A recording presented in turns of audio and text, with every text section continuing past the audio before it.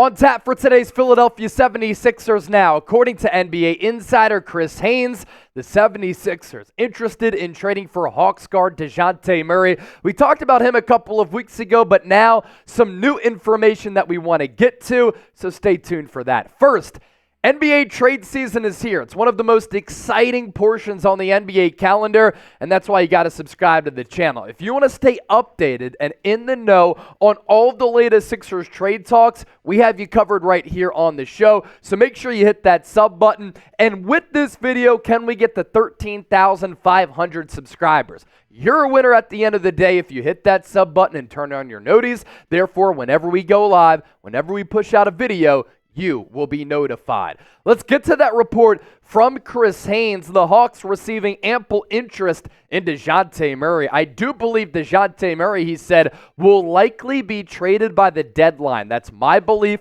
Just talking to a bunch of different executives out there, sources have relayed to me that teams have reached out about him. Philadelphia 76ers, Los Angeles Lakers are a few of the teams. We've talked a lot about Zach LaVine, the fans have as well, and we've talked about how it doesn't really make a lot of sense. He's a microwave volume scorer who needs the ball in order to be effective. He's not all that efficient and hasn't been over the last couple of years, and he doesn't play a lot of defense. The Philadelphia 76ers also might be weary of being able to commit to a salary of LaVine's when he's making $40 million, and it's going to escalate over the next couple of years. And because of his lack of fit and because of the financials, I'm not sure how much it makes sense. But we know how Daryl Morey thinks, right? He's a very smart basketball mind, and he values two-way players outside of James Harden, who's not a two-way player at all, and he's valuing a player and looking at the market for an impact player who can help this team on both ends of the floor, who's under contract for the foreseeable future at a very affordable price tag, and Dejounte Murray checks all of those boxes.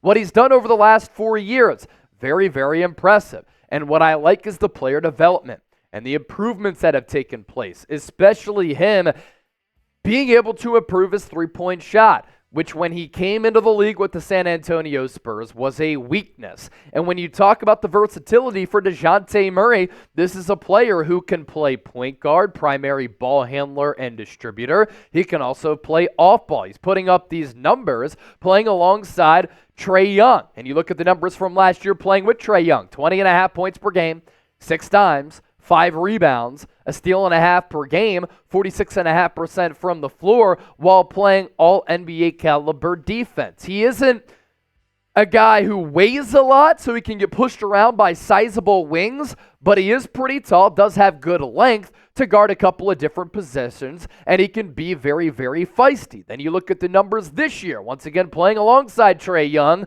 who handles the basketball a lot. These numbers will play, man. 21 points per game, 5 dimes, 4.5 rebounds. He's always kind of hovered around that steal and a half per game mark. Then you'd have Tyrese Maxey, Dejounte Murray, Joel Embiid, 3 pretty solid defenders in that starting 5.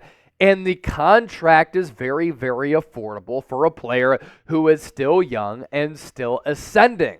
$17.7 million this year. Then it goes up to 24.8, 26.7, 28.7, and then the final year of his contract. It is a player option, 2027, 2028. So the style, the fit, the game, the contract, it all kind of fits this Sixers window and this Sixers timeline, and the Atlanta Hawks might be looking to kind of tear it down, retinker, rebuild, and they can do that with a couple of draft assets and player assets that the Philadelphia 76ers do have.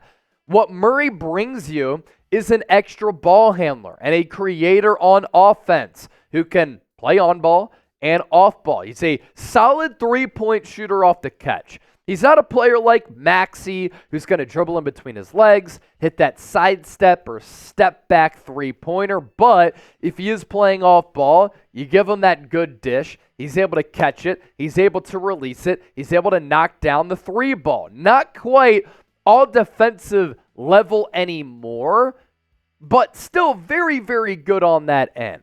And when he was a second team all defensive member, just a little bit younger there. But playing with and for Nick Nurse, who really values a defensive style, and then playing around a rim protector like Joel Embiid, and then Tyrese Maxey, who can really annoy the opposition with how active he is, could that elevate the defensive game for Dejounte Murray? You next take a look at his shooting splits here. Again, this is why you subscribe, because the information that we're giving you and the intel and analysis that we're giving you, I believe, is top-notch. That's why the Sixers were using clips from our shows on their YouTube videos. All three-pointers this year, 38%. Corner three, 37.5%. He's going to get opportunities there with this Sixers team because of the personnel on this unit. Non-corner threes, 38.7.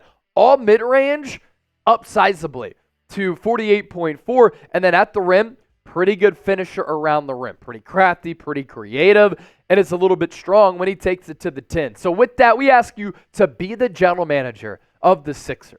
It's a dream job for a lot of you out there. Do you want the Sixers to trade for Dejounte Murray? T for trade or P for pass? Now, coming up next year on the show, what would it take? What would it require to bring in a player of this caliber? Stay locked in for that. But first, get locked in with Factor Meals. You eat right, you feel good, and you save time. Doesn't all of that sound really good? You know, it also sounds good. 50% off when you use the code NBAChat50.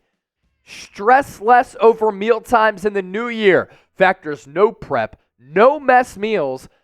They free you up time, otherwise spent on shopping, cooking, and cleanup. So no more wasting time in the kitchen, and you can eat healthy food. Not only does Factor offer fast, simple solutions when I'm just so busy covering the NFL, covering the NBA. I was down in Houston covering the college football national championship. I don't have a lot of time to just meal prep after work for a couple of hours, especially when my running streak is closing in on 240 days. So with Factor, they also help me stay on top of my goals, and with offerings like Protein Plus and Keto, I can stay on track. This is definitely going to come in handy for all of my New Year goals. They also have veggie options for those of you interested in that. So get your healthy meals and save 50% off.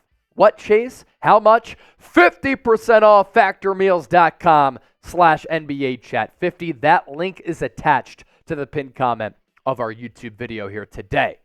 More reporting on the Atlanta Hawks here. Jake Fischer wrote a book on the process era Sixers. Always has some pretty solid reports on the 1, 2, 3, 4, 5 Sixers. Said this about that team down in the dirty A. Right now, it sounds like the Hawks are truly considering the idea of being a real seller, taking a step back, and maybe even getting a couple of extra lottery balls this year.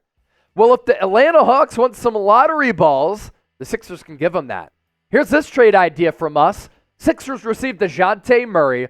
Hawks get a 3-and-D player on an expiring, and Daniel House and Robert Covington, both 3-and-D type of players. Jaden Springer, a young player who I like his potential if he can start hitting some three-point shots. And then the Sixers, 2026 Clippers first, 2028 Clippers first as well. You throw that into the deal, and does that appease? Does that convince the Atlanta Hawks that with Trae Young, they can build a good complementary cast around him, get some players back who are on expirings, players that you can build with in a Springer, and some draft picks as well? So would you accept this trade right here? Beat Daryl Morey once again. Doc Rivers said that he's too loud going into the deadline last year. I want you to be loud in the comment section by typing Y for yes or N for no.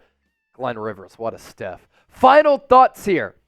You know, when I think about Dejounte Murray, just to kind of summarize what I've said about him on the two shows that we've done on him, affordable option on offense who won't dominate the ball and can play off ball, or if you want him to dominate the ball, he can do that. And he would be the Sixers' best guard defender. So he improves your offense, he gives you versatility, but then he also improves your defense too. And it just gives you another scoring option. And I think right now when you watch the Sixers team, they flatlined a little bit. I think that has to do with Joel Embiid being hurt. Nick Nurse talked about the lack of effort for the Sixers team that he's not pleased with. They just need another guy if they want to get serious about making a deep run in the NBA playoffs. And I still think that the Sixers are better than the New York Knicks, even though the Knicks won by a 30 spot at the Wells Fargo Center. Every night, they're not going to shoot 60% from three-point range like they did in that first half. I know, our Knicks host, Marshall Green, he's elated about that OG Anunoby trade. I wanted the Sixers to trade for OG Anunoby. And Anunoby has made that Knicks team a lot better. But in a playoff series, I still think the Sixers are better. But what if they even get more so better by adding a player like Dejounte Murray, who just makes you a more well-rounded team and another option?